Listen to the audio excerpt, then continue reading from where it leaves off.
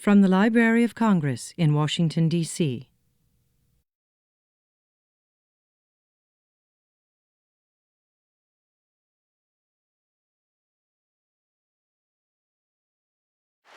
So the Law Library of Congress was created by statute in 1832, and the statute created the library to support not only Congress, but also the executive office and the federal judiciary. And today, in addition to these entities, the Law Library serves the practicing bar, state and local governments, scholars, American businessmen, and really the world legal community. So part of our mission is to sustain and preserve a universal collection of law for future generations. And we do that through our collection of more than 5 million items in multiple languages and various formats. And we say that we are the largest law library in the world, and the largest law library anywhere in the globe, in the world, in the universe. So throughout the year, though, we also have a number of lectures and events. And as an example, one event that we are preparing for, it's on the horizon, is a very special event to us, and it's to commemorate the 800th anniversary of Magna Carta. So in the fall of 2014, we hope to exhibit the Lincoln Magna Carta, which is one of only 4 exemplifications of the Magna Carta from the year 1215. We hope to exhibit that here at the Library of Congress. And in addition, we will have various other events associated with the celebration of this great charter of rights and liberties. But coming back to today, May 1st, which is Law Day, the Library of Congress has traditionally celebrated Law Day through a lecture. And we are committed to doing that because it helps promote the rule of law and the law's contributions to the freedoms that Americans enjoy. So as part of this year's celebration for Law Day, we are delighted to welcome Richard Dreyfuss to talk about the revitalization of civics education in our schools.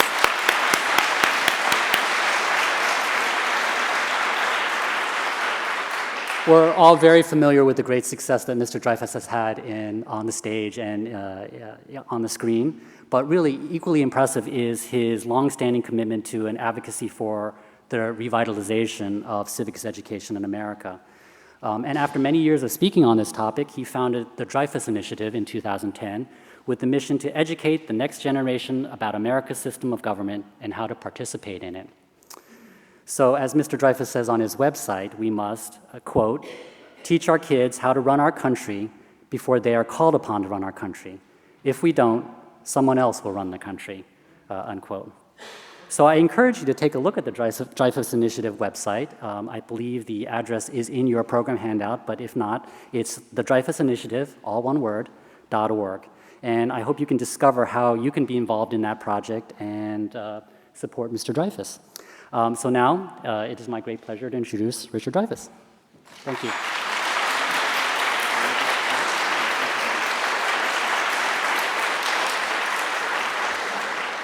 Thank you.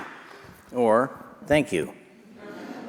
I have 6 titanium rods embedded in my back, so I'm going to be sitting down.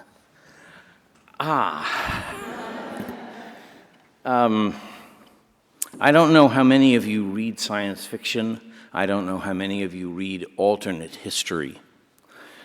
But alternate history is as valid a way to study history and human behavior as the actuality of history, because history is not meant to teach us about the facts of empire or the artists and dates of their birth or death. It is an area within which we get to practice and hone to excellence the tools of our brain. It is subject to 100 different interpretations. And one day, when I was telling a story about the family in front of my mother, and she said, you know, you don't tell the real story, you tell variations on a theme. And I said, well, that's what we journalists do. And I was 11 years old at the time, and in repeating that story to a table full of journalists, a woman got her nose out of joint and said, wait a minute, I'm a journalist. We're all journalists here. And we don't do any such thing. We deal in facts. And I said, with all due respect, you don't do any such thing. You have a tale to tell, and you tell it. And you cover the facts that impede that tale, and you underline the facts that help your tale. If there was only one history, there'd be only one person sitting at this table. So, what you're about to hear is me and my take on what I consider to be the greatest idea for governance in the history of the human race, and one, as Shakespeare said, that we will throw away as we throw a pearl away, because we have lost all knowledge or understanding of its innate beauty and its high respect for mankind. There was a New York Times reporter, editor, by the name of Carl Van Anda. And when asked one day, he said, there's really only one war. It lasts forever. And it's between the haves and the have-nots. And I have said at various times in my life, there's not a moat deep enough or a castle wall high enough to protect you from them crawling over and eating you if you piss them off enough. And what we've done right now is a very rare moment, because we have taken the written word that we have taken oaths to, and we have brazenly ignored those words. The English, who are slyer than we are, don't write down their English Constitution so it can be anything it needs to be at any given moment. We did something different. We sat down and wrote it out. And that means that the whole world knows when we get it right and when we don't. And that act is one of the few acts that is a perfect metaphor for this country. It is naive, it is arrogant, it is cocky, and it is brilliant. And it is courageous beyond words. Every time we've broken the Bill of Rights, we've also put into the works the machinery to correct that wrong. Until very recently in the history of mankind, one could say that we were the most admired and the most devoted to a nation that deserved its title of being a good guy. And in the last 15 years, you may have noticed that art, which actually has a job description of reflecting back the society that it's connected to, film, as one of the arts, has been for the past 20 some odd years about nothing at all except teenage angst disguised as vampire films, or self-congratulation about the science of film like Avatar. And Steven Spielberg once said to me, one day someone who is not yet born will put it all together and make a great film about a great subject. That can't happen until we anchor art back to where it belongs. I have, I must confess, one advantage over you. I have been an actor my whole life, and I have loved acting in a way that is completely beyond my ability to articulate. But I know that it is of high purpose, because we are the ones who have an art that is dependent solely on pretense. Acting says no truth. We pretend that the clothes we wear are ours, the words we say are ours, the movements we make are ours. We pretend we don't see the stagehand off stage, and we pretend we don't see the audience watching us. And the audience pretends that they're not watching actors. They pretend that they're watching real life. And what an audience does when it comes into a theater is unconsciously hold hands. Because what they're about to undergo is a reflection of their own life, their own yearnings, their own most secret truths. She expresses love as I wish I could.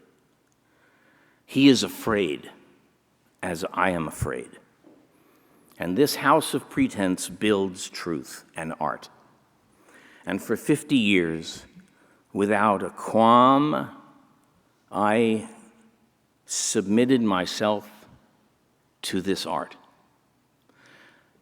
And then I remembered that I had made a promise to myself when I was 12.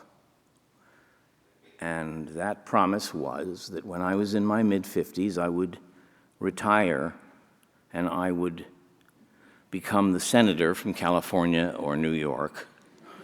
And then I would retire and teach history.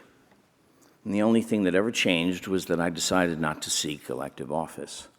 But I come from a very politically active family. My great aunt assassinated Tsar Alexander. And that's the truth.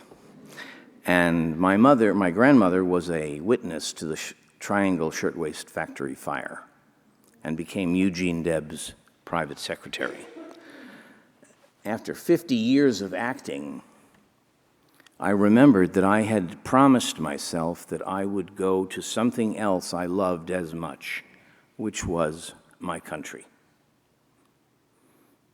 Now, I don't know what party you are or are not of. I don't care. I know that George Washington said that he feared parties because all they were lobbying interests. And he was afraid that they would make the Constitution marginal. Well, that's happened. And the Constitution of the United States is marginal, and the parties aren't. I will tell you now what I promised when it happened I would tell you. The leaders of the Democrats and the Republicans in the Senate, Mitch McConnell and Harry Reid, when they heard that I had this initiative, said to me, "Why didn't you come to us? We would have passed a resolution." And I said, "Well, I didn't because you're politicians. And there's a 100% agreement in the country now that anything a politician says in public is inauthentic." And they laughed and agreed and said, actually, anything we say about education is non-binding because after all, it's in the hands of the states.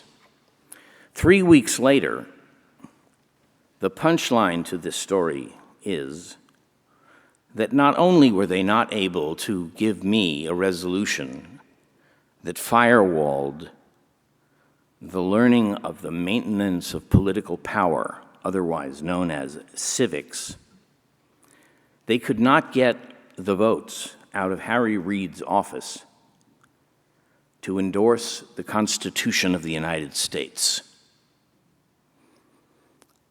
And I promised them then that I would tell you that.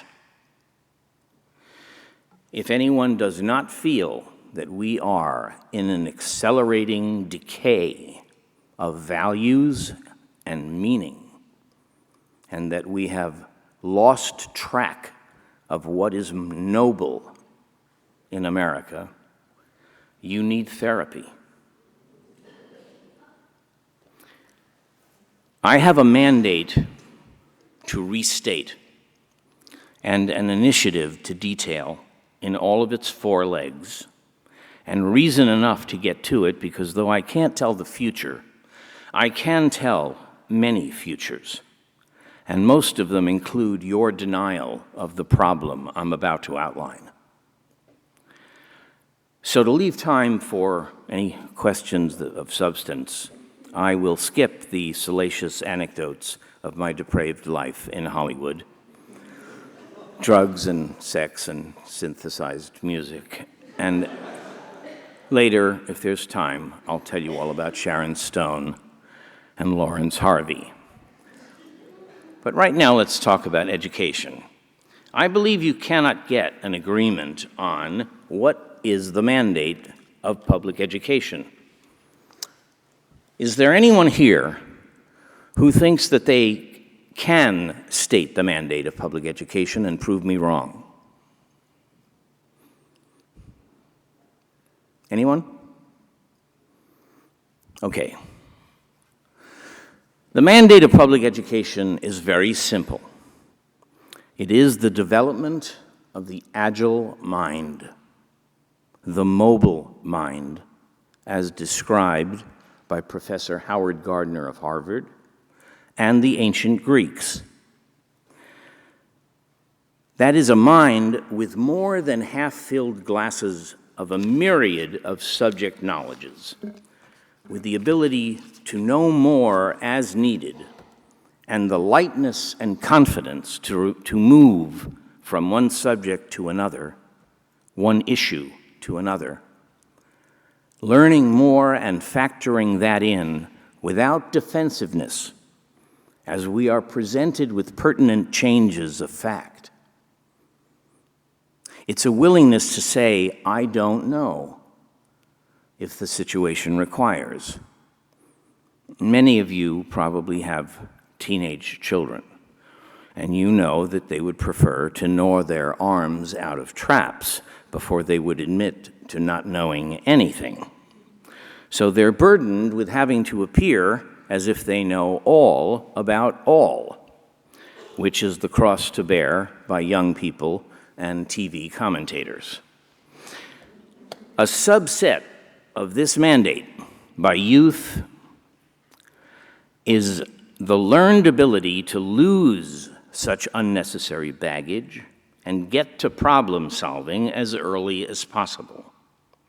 It is easier to state than it is to do, but it is part of what we could be teaching to our children in schools and in most interaction. The ability to say, I changed my mind, is one of the rarest statements you've ever run across. It is a goal, and it should be a sign of maturity. In D.C., apparently, it is a cause for accusations of flip-flopping, so that a specific set of intricacies for Washington, D.C. residents and workers is called for. We do not ask people to stand on knowledge that is proven wrong and go down with the Titanic. We know, we teach our children to adapt to the facts and say, I've learned something. I was wrong, and now I know better. We don't see that reflected in our education or in our politics.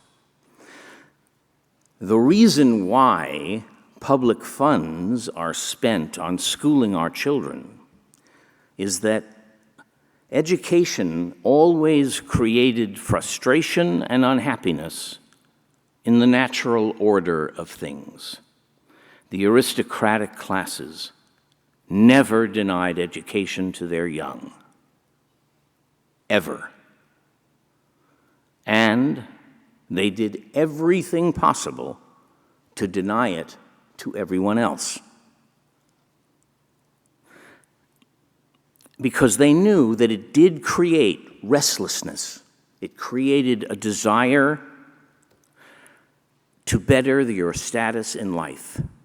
And they didn't need that problem. What I learned as a young actor was a book called The Elizabethan World Picture by Tilliard, which described for actors how Elizabethans looked at the world. It could best be described as a vertical world, where God told the king or queen, and the queen told the aristocrats told the courtiers told the salons, who told the newspapers, which were read by tavern keepers and their customers, who argued about each story and widened the knowledge that started at the tiny top with God speaking to one monarch and eventually got to everyone who knew the world from beneath the weight of all those classes and castes. Shakespeare has as much bragging rights as Diderot and Voltaire in changing that world picture. It was during their lives, at the turn of the 17th century, that the individual common man was proclaimed as having rights, and that governments were found to be the protectors of those newly understood rights, and not only the wall that separated the monarch from his people and protected him from them. From the writings of these men,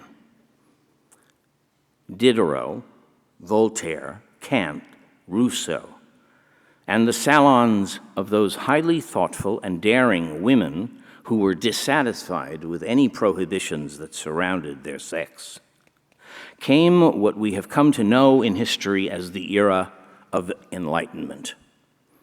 And before that era ended, as the men who wrote the tracts and art that opened a door of enlightened thinking, and who became terrified at what that door showed them and closed it as quickly as they could.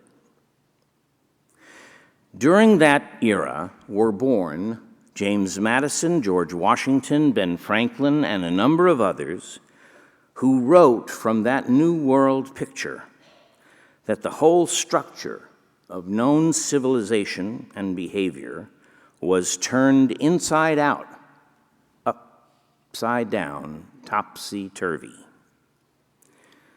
The Declaration of Independence, the Constitution of the United States, the political struggles that called upon perfect British citizens who happened to be insulted by their king's ministers' insistence that they weren't citizens of anything, they were colonists, were written during that historic, odd bend in the way of things that allowed for principles that had been glacial in their speed of change in Europe, made lightning fast across the divide of 200 years in the New World and the Atlantic Ocean.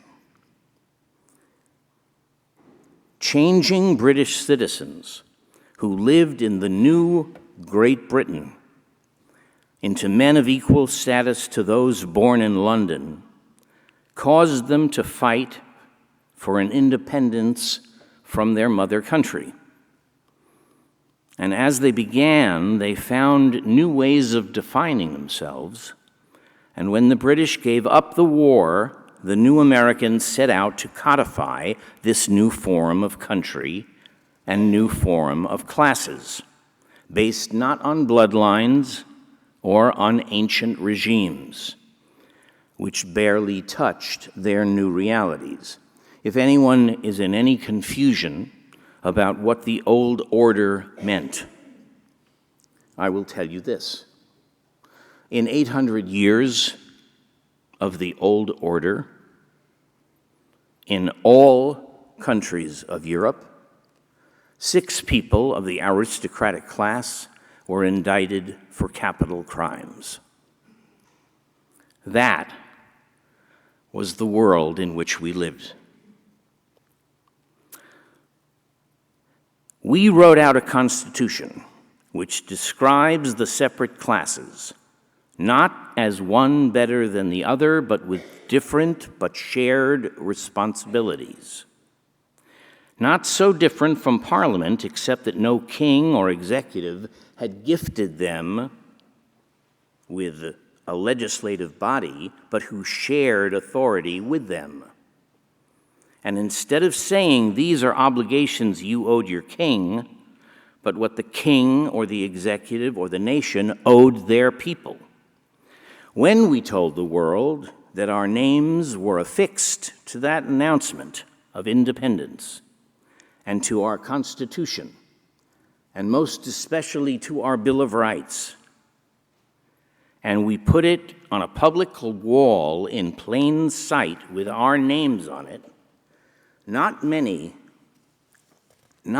people could say they'd ever done such a brazenly courageous thing. More than read or write or do sums, the American was encouraged to become more than the sum of his parts. And he picked up the thrown glove of his former betters, and he looked them straight in the face and accepted the challenge.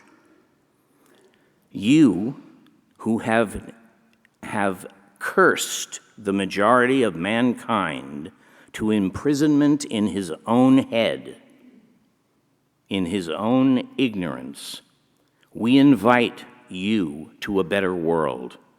And if you can get here, if you can literally make the journey, and the Irish wanted to come here so bad they came as ballast. If you get here, we offer you mobility of mind and mobility of spirit. We offer you the right to learn all, offered to all. We offer you a legal code that no office holder or king was above. We give you intellectual reach, creative reach, and the reward that is due to those who create industry and trade and a second chance. No guarantees, but opportunities to try, that we promise you. That was the most important political message in all of humankind's civilized history, and they heard it in every corner of this world. We learn the phrase checks and balances. We learn it so much we want to scream. But what are they?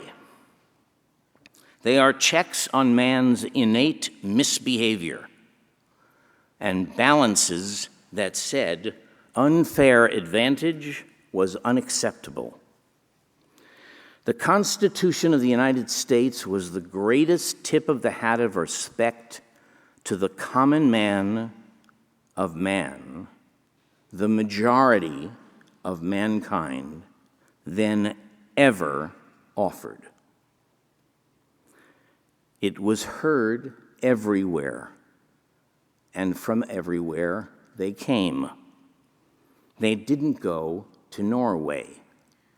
They didn't go to Toga. They came here because they knew us to be a political miracle and safe haven and a second chance. And I once asked a federal judge, very right-wing federal judge, why did people come here? And he started to laugh so hard, he spit his milk up through his nose. And then he said, why did they come here? Because they could. That's how bad the world had been. The world was a truth of darkness and blood and rape and killing. And the few nations that had ever achieved prosperity could be put in a thimble. And three things happen to a nation when it becomes prosperous. It forgets what it took to get there.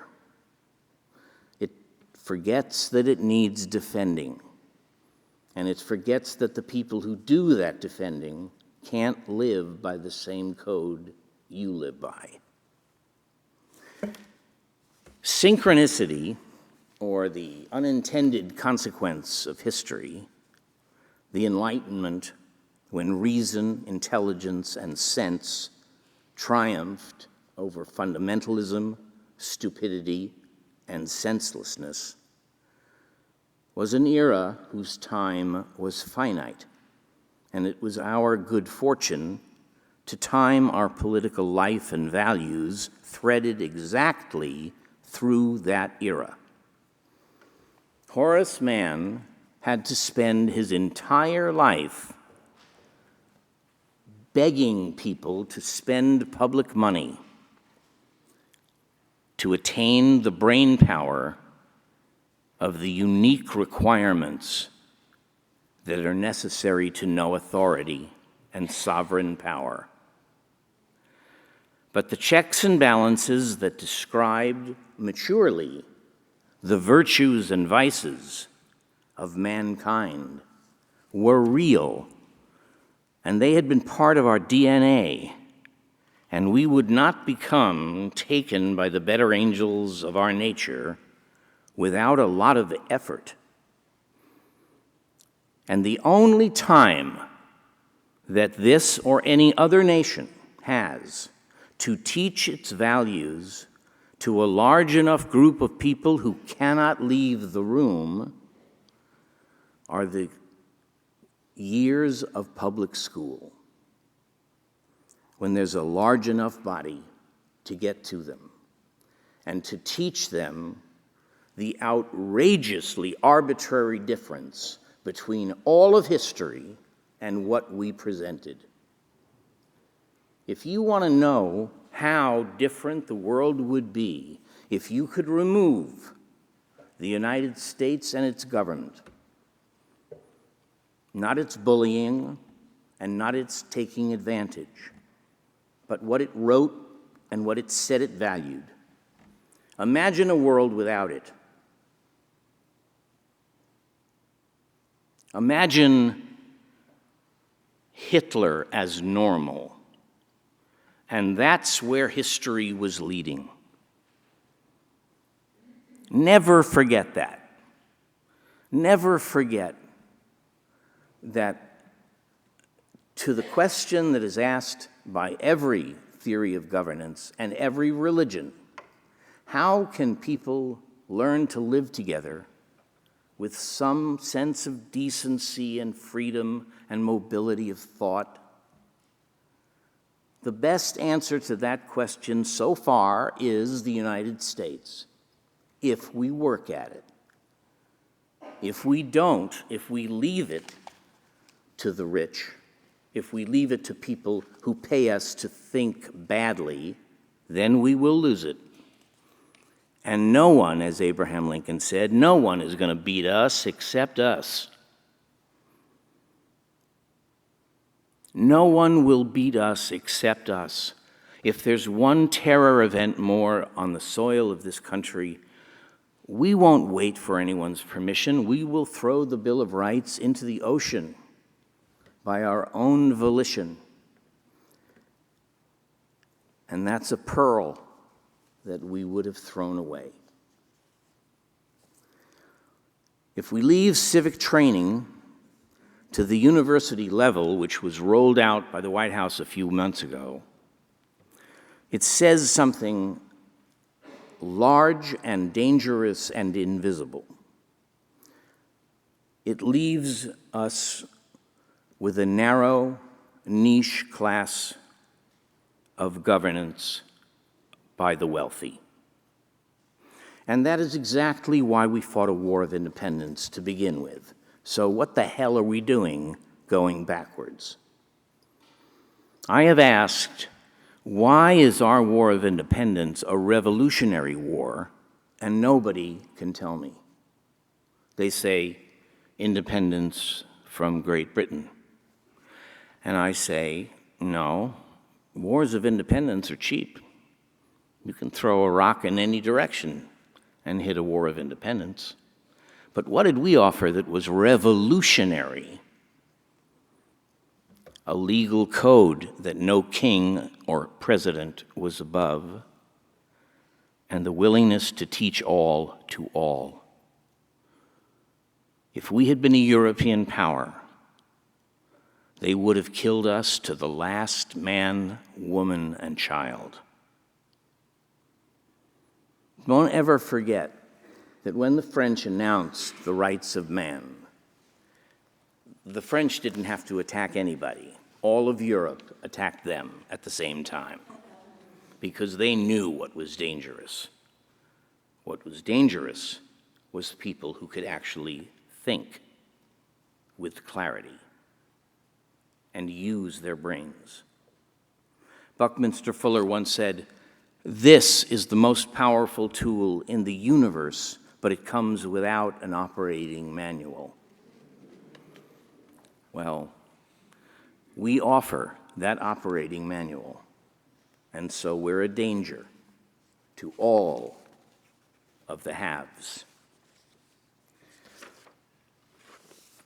This is the methodology of the Dreyfuss Initiative. It is in one part the teaching of how to maintain and understand this particular Republican democracy. We don't have a pure democracy, and Alexander Hamilton said it best when asked at the Constitutional Convention, "What about the people?" He said, "The people, sir, are a great beast."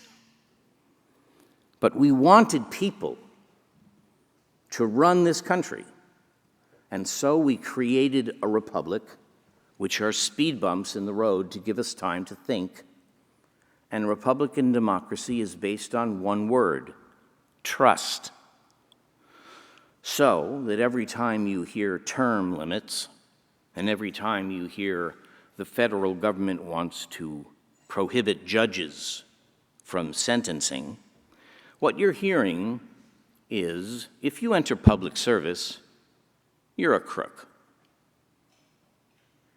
Now, that does put an end to calling politicians a noble calling, doesn't it?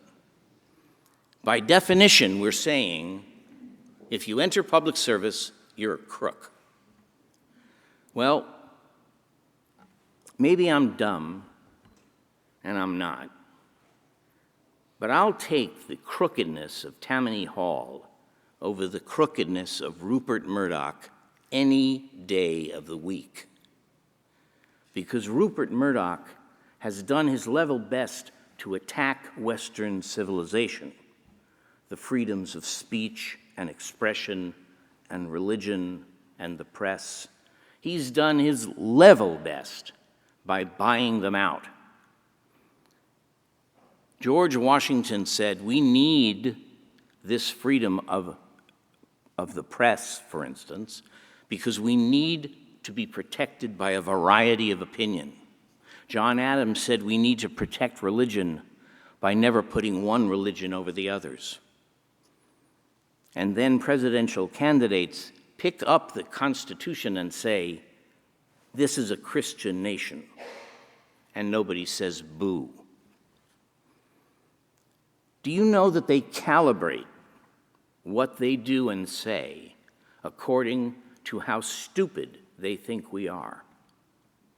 And when you remove from public schools the only legitimate way for kids to learn how to run this Republican democracy in the future, and when you do teach it, you teach only that which was written in the document and leave out television and money and pressure,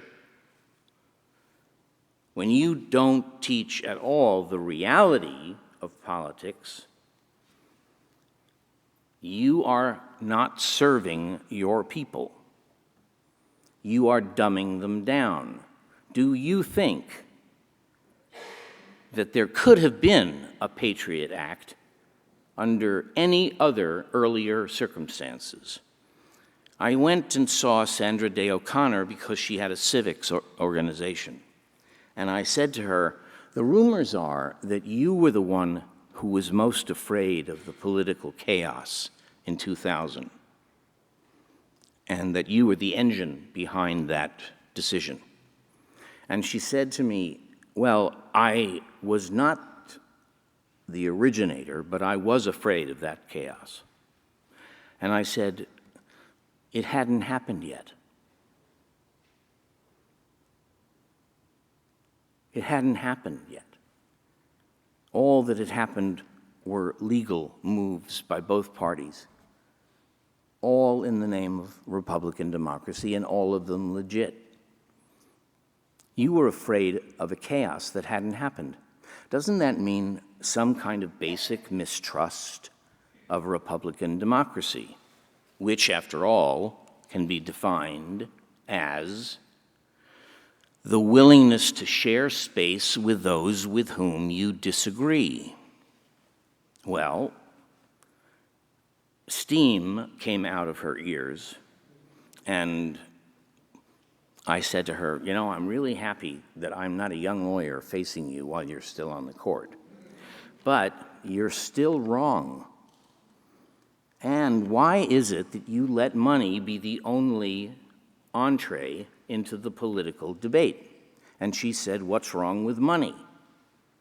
And I said, nothing, if it's not a loan.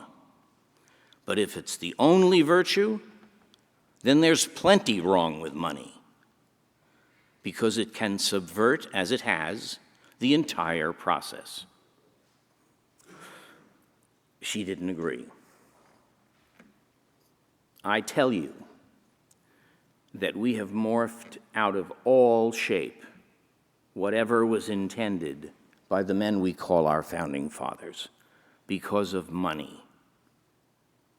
And so I wrangled an invitation to speak to the 50 Chief Justices of the state Supreme Courts in Anchorage before Sarah Palin was on the ticket. And I said to them, I am going to give you an argument, and I want you to tell me if I'm crazy. And I will tell you, in the interest of full disclosure, that my father is a lawyer. All of his brothers are lawyers. My sister is a lawyer. My cousins are lawyers. I got my own bar association in my family. But here's an argument. If you got word in a letter from your local TV news outlet that traffic congestion news was from that moment on going to be on a $4 surcharge, you'd hit the roof, wouldn't you? And they said, yeah. I said, that's because it's news, right? Right. Well, so is politics. Politics is not a commodity. You can't profit from the selling of politics the way you can profit from the selling of tissue paper. Why is it that politics is treated by the news dissemination industry as a product? Why aren't you obligated to follow the news as news, follow the debate as debate? And why isn't there a constitutional amendment that firewalls completely money, television, and politics? Because technology does make a difference, and there is a difference between newspaper ads and articles, billboards, and even radio, and television. Television creates its own danger. And one of these justices, and I wish to God I knew his name, got up and said, you know, if you had a tough lawyer, you could win that in this court. Now, I don't know if that's true, but I do know that you let money be the entree to our political process when we have been a revolutionary nation that has said that we will not be ruled by the haves. And all they did was wait and wait and wait. And the moment we blinked, they grabbed us. because the darkness never dies, it just waits.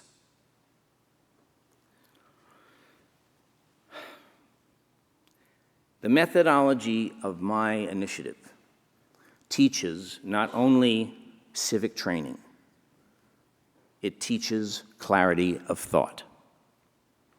Because once you start to teach the young at the time that their brains are capable of learning, and you teach them the talent to reason with logic towards clarity of thought and expression, and ultimately to critical analysis, which is the only thing you need emotional maturity to exercise.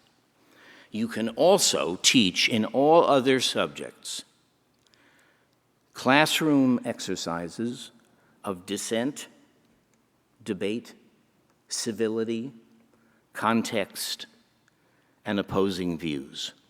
Whether you're teaching sewing or cosmic physics, you will teach better cosmic physics, and you will learn the values of the Enlightenment.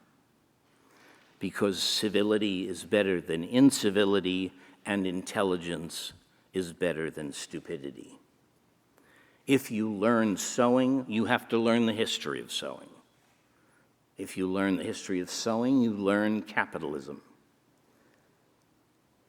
Adam Smith describes capitalism in one chapter in Wealth of Nations brilliantly.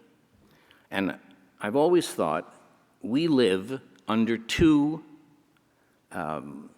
discoveries, inventions of the mind of man.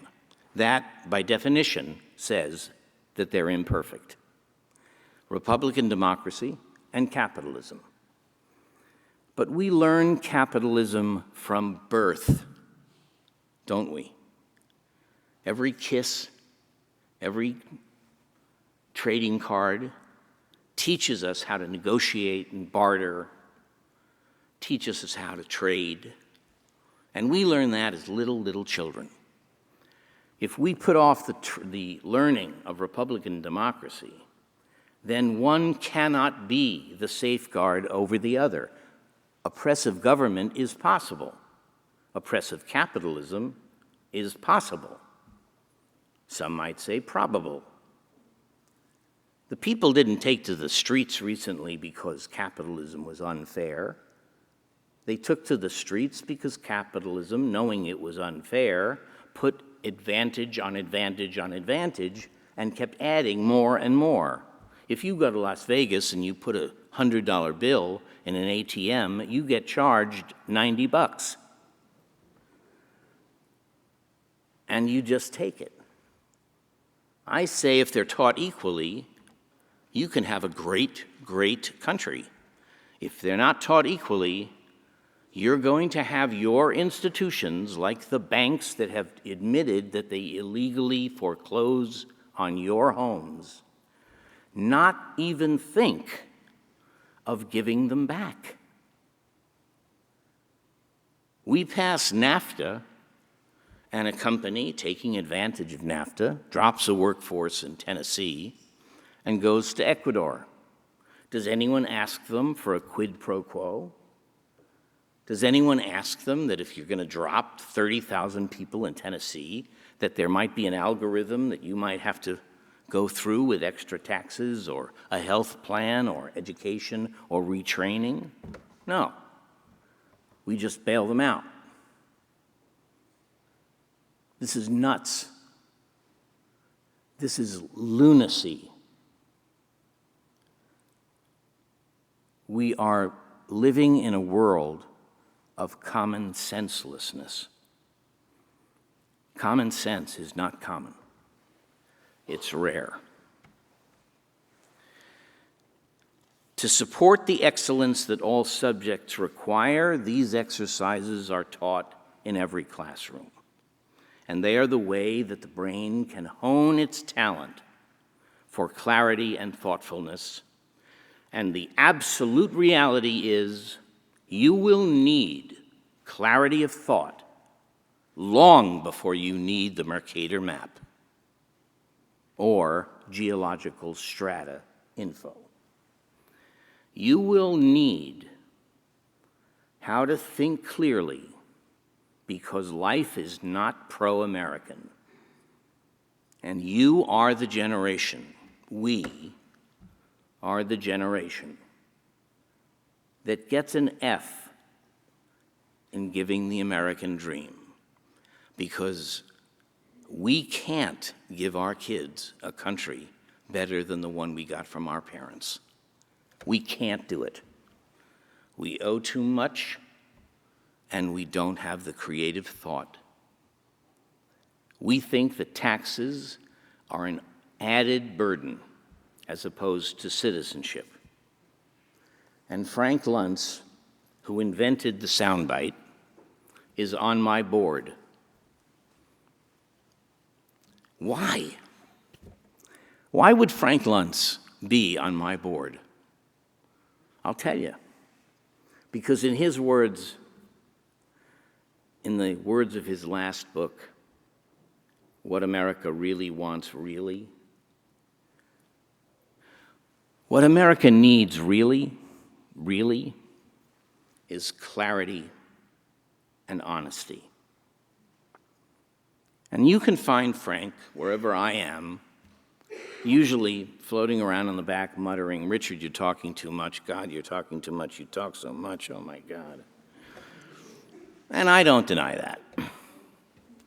But one day I turned to him and I said, "Frank, you wrote 3 books with a high vocabulary and great political wisdom to explain to America why you didn't need great political wisdom or a high vocabulary.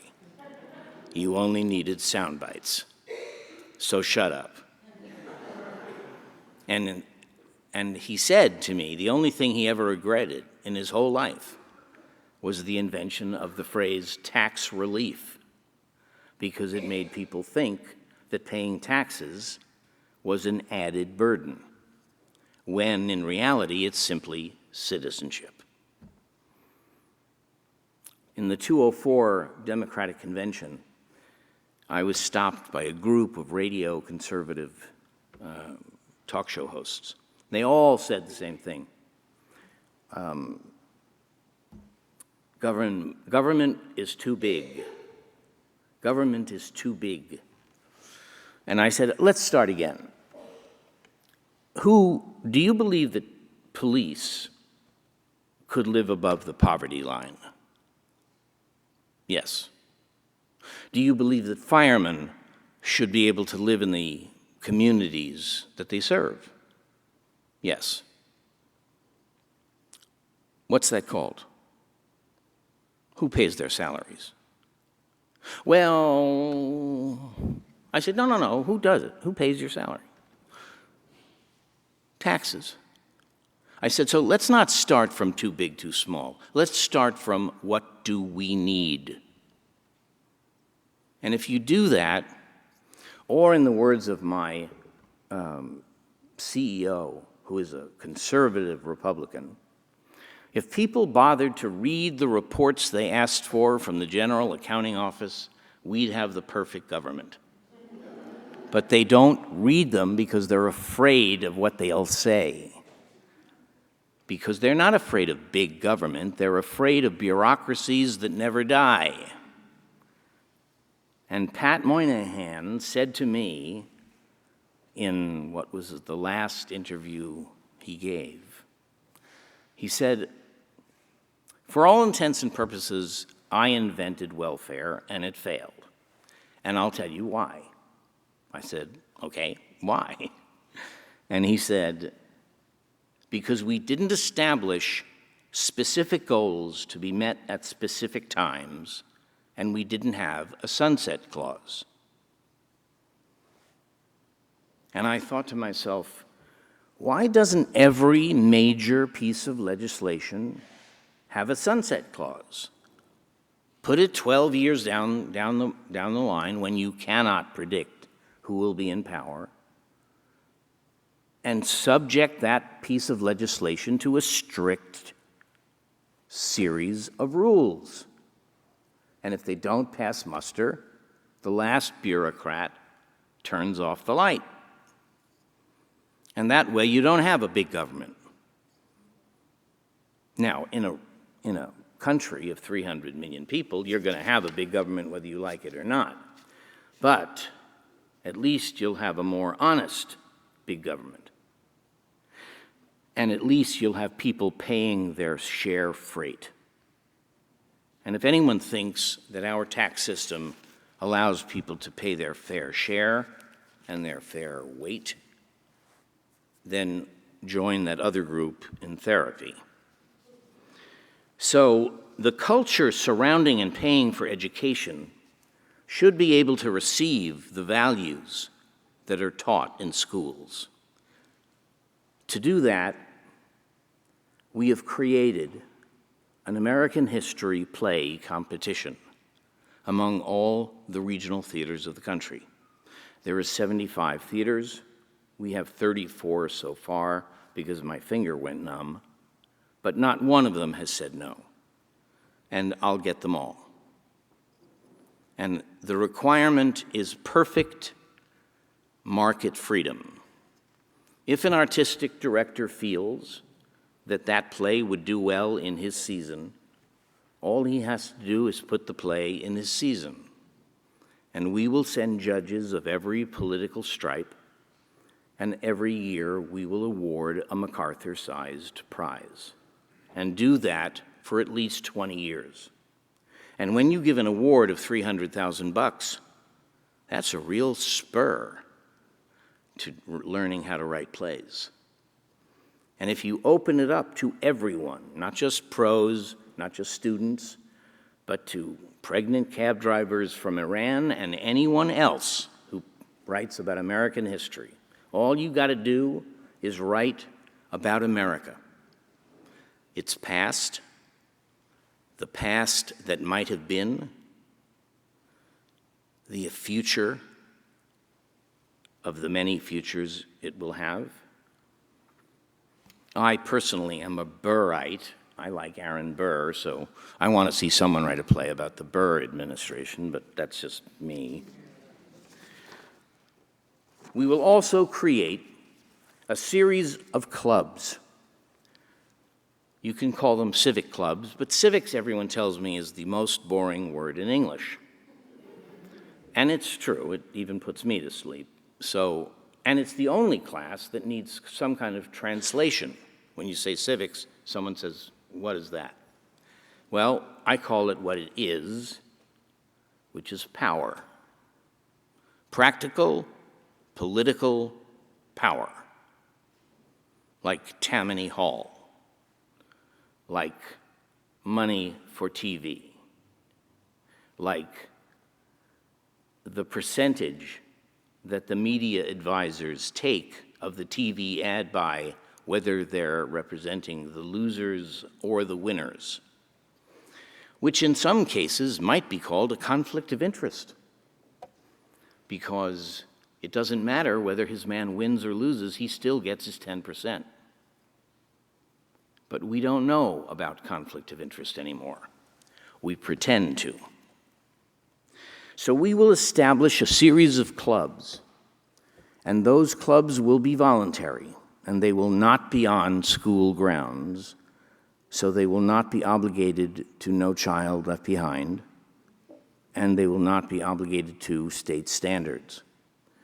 They will be attended by nerds like me, guys who love history and couldn't tell you why, AP students, and the teacher will have her salary paid or his salary paid by the check the kids write for the rent of the hall in the park near the school. And if things fall out the way they might, and there are enough clubs near enough high schools, we will have created a civil society. And you can take as its template the Federalist Society, although its content would be completely different. But it would be a society nationwide.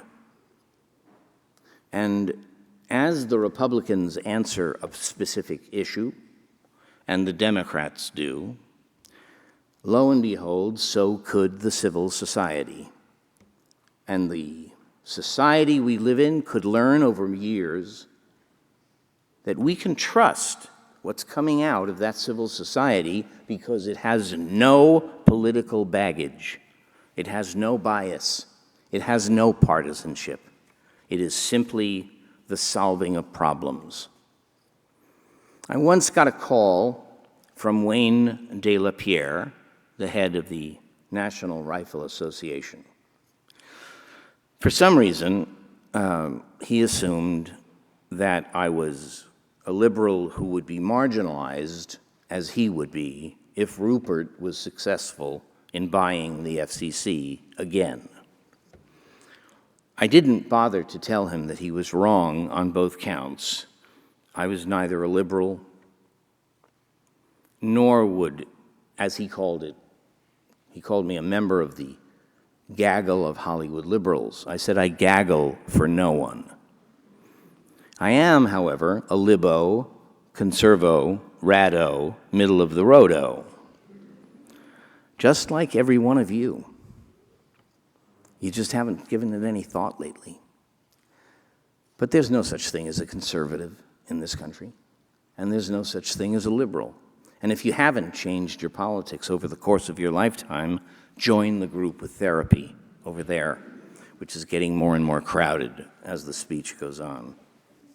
But he called me, and he wanted to strategize about what we should do with this terrible thing.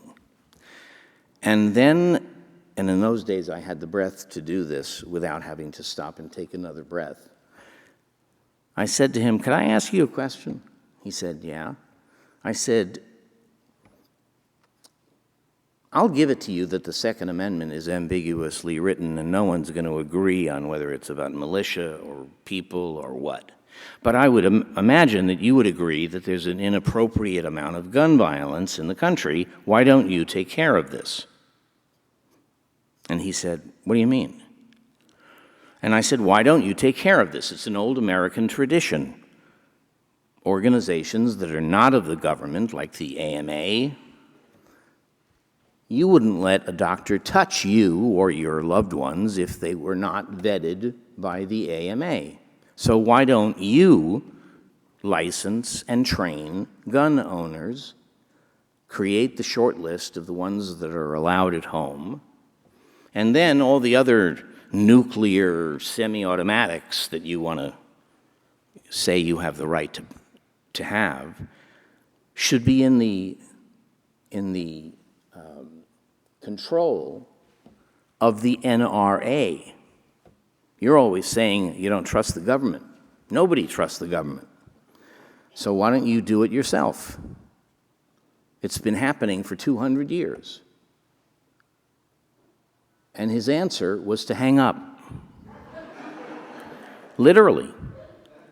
Because he couldn't answer me because he knew that he was really just a lobbyist for the Remington Company, and he had no political philosophy. But I'm telling you, I'm a citizen. That's all I am. I stopped what I was loving, and I went to school again, and I came home and started to speak to people. But I'm just a citizen, and I'm telling you that in the course of being just a citizen, I learned that there is one solution to all of our problems, and that is teaching our kids to excellence in clarity of thought and in political representation of this Republican democracy. That's it.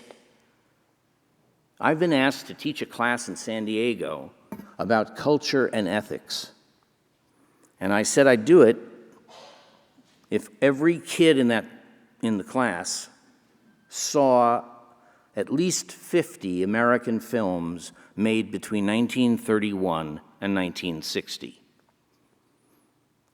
And then I could take any day's newspaper and find a story and walk it back to the decay every one of you are feeling right now about America.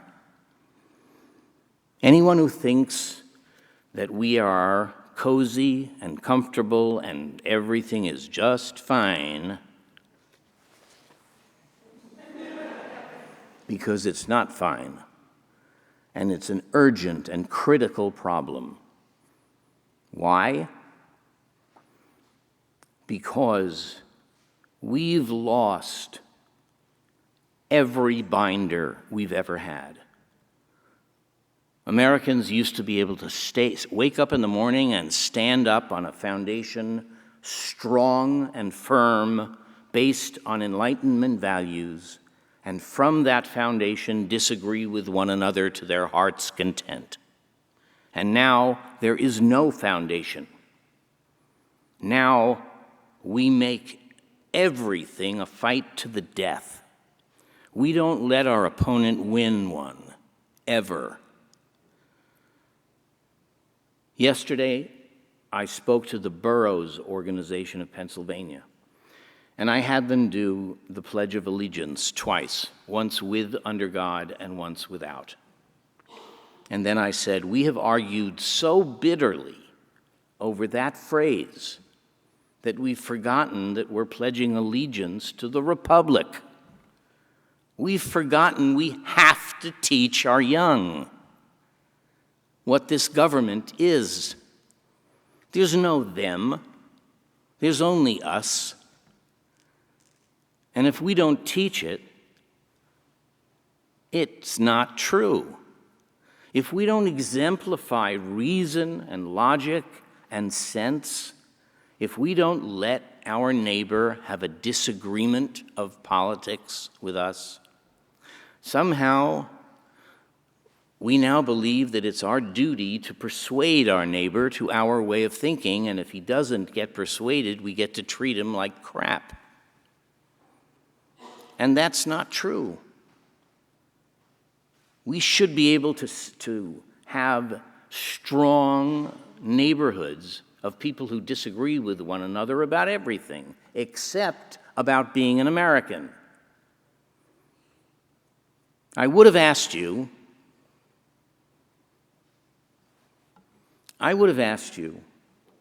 if anyone here could tell me the preamble to the Constitution. And if there was someone here who could, I would have asked you to sign it. Sign it again. We know it's been signed. We know it's been agreed to. And we know that the people who signed it are people we all have respect for. And maybe it sounds silly, but I would have asked you to sign it again. Because I see no reason why the Koch brothers or the head of the Communist Party of the United States wouldn't sign the preamble to the Constitution, because the preamble is a description of the noblest goal that any nation has ever had. And then I decided there was too much going on and too much willingness to look for a fight, and I don't want to fight. I want to remember how much we agree on, not what we don't. What we don't agree on is this big. What we agree on is this big and changed history. Don't ever forget, whether it's luck or whether it's meaningless, America is the finest answer to the oldest and most complex question. And when I was a young man, we all knew, whether we knew it or not, we knew that America, in all of its sins, in all of its fumbles, and in all of its bullying, is, without a doubt, the best answer thus far to how people can live together. And you are closer to seeing it at its end than any other generation. And your children will look you in the eye and say, how could you have abandoned us like this? Because they don't know how to cook or sew or anything else. You think that it's too costly in money. I'm saying it's too costly in your heart. It's too costly to our nobility not to do it. So if we don't do it, okay, then we deserve what every nation deserves: to become anonymous, to become part of the darkness of history and be forgotten. Right now, we have a pretty good shot at being remembered.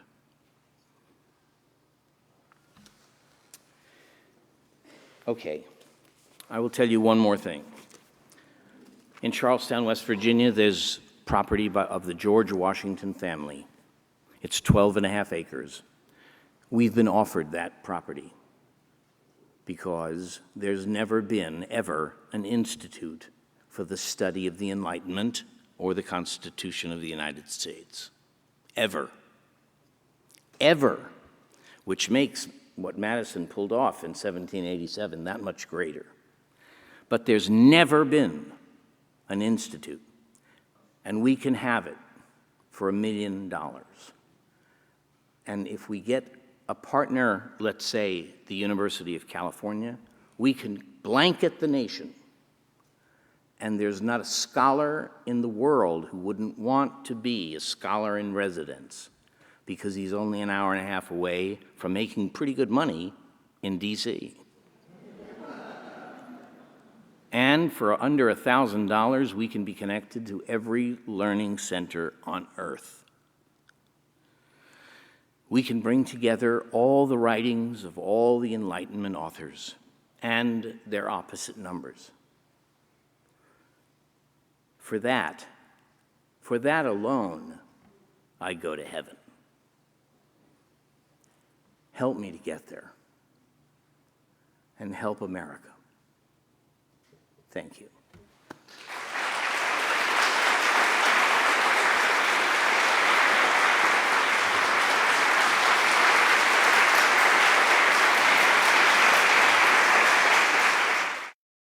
This has been a presentation of the Library of Congress. Visit us at loc.gov.